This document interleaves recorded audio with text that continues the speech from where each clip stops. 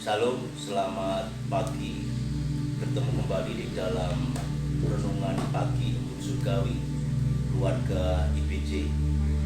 Bapak Ibu Saudara yang terkasih dalam Yesus Kristus, saya Gembala Sidang Gereja Baptis Belas B mengucapkan selamat Natal tahun 2023 dan selamat berjuang di tahun 2024. Kita patut bersyukur ketika sepanjang Natal di gereja-gereja masing-masing kita bersepakat bersama-sama menempatkan Tuhan Yesus Kristus, Tuhan kita yang hidup, sebagai Tuhan yang adalah jalan dan kebenaran dan hidup.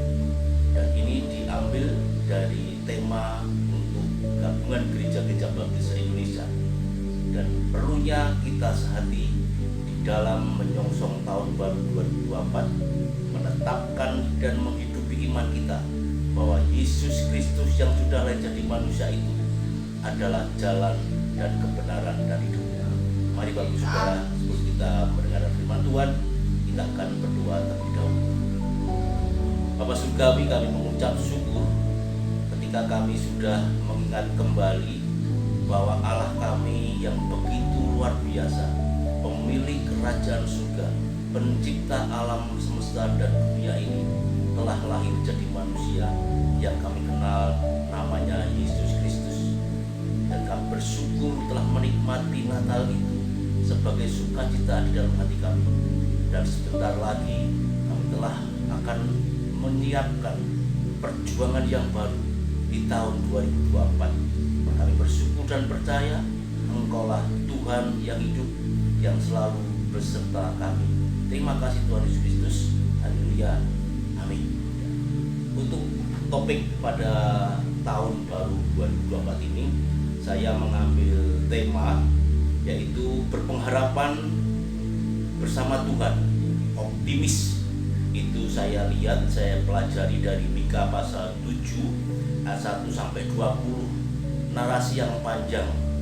Bapak Ibu Saudara yang saya kasih Tuhan Yesus Kristus, kita tahu Mika merupakan nabi kecil, nabi yang bernubuat di pedesaan, yang menjalani kenabiannya di 3 masa raja-raja.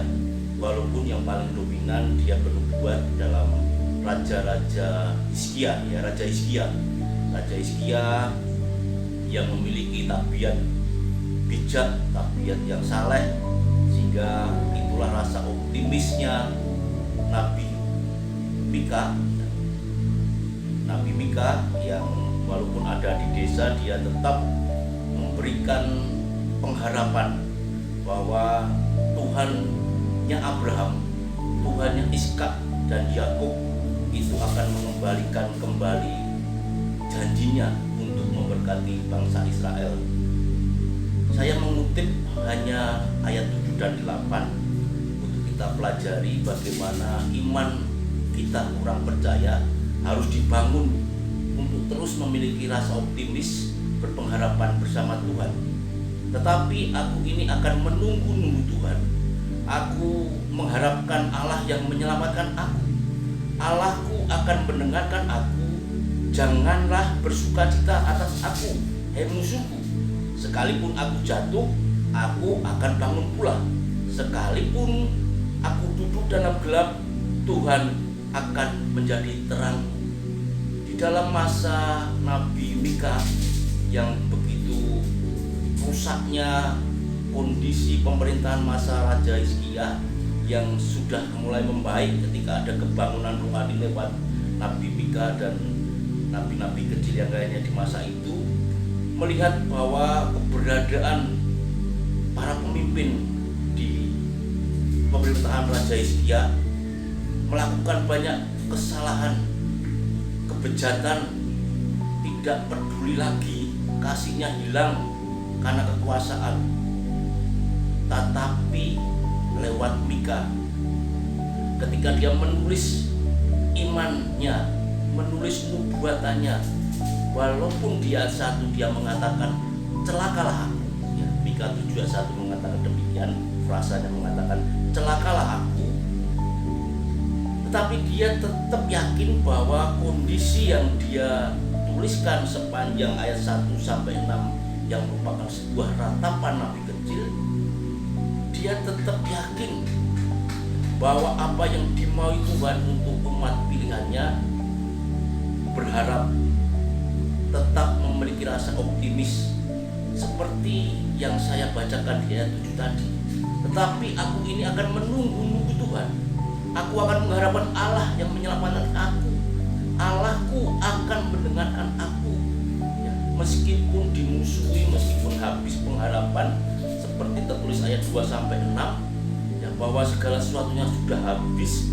Anak-anak menghina ayahnya, anak perempuan berangkit melawan ibunya, orang baik seperti tanaman berduri, dan seterusnya.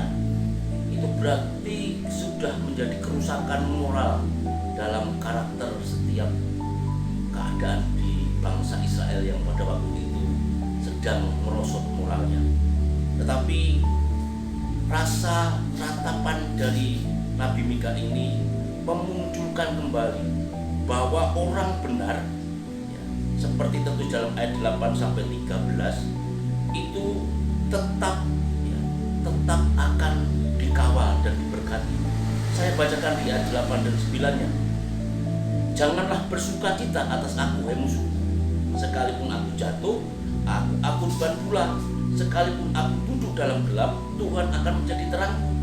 Aku akan memikul kemarahan Tuhan, sebab aku telah berdosa kepadanya, sampai ia memperjuangkan perkaraku dan memberi keadilan kepadaku, membawa aku ke dalam terang, sehingga aku mengalami keadilannya.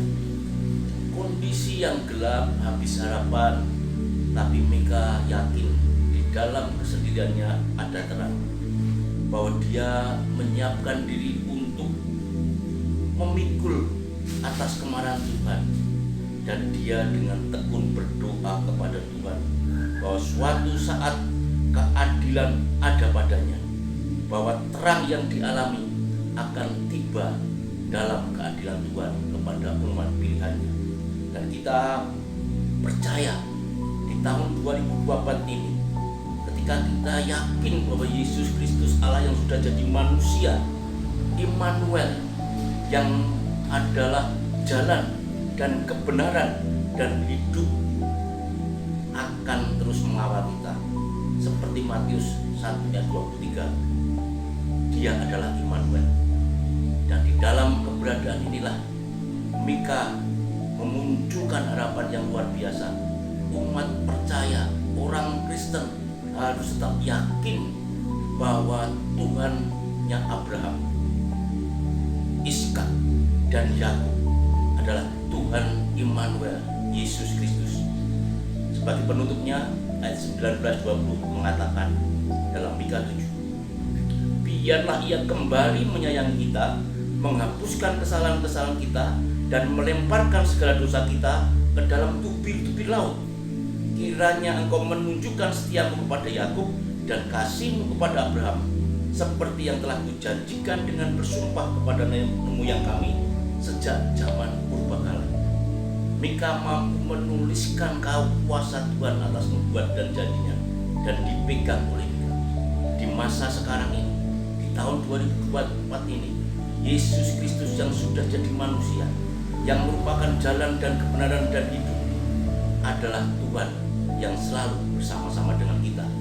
Oleh karena itu, umat Kristen harus optimis, harus terus berpengharapan bahwa kita punya Tuhan yang hidup, Immanuel. Tuhan Yesus memberkati. Amin.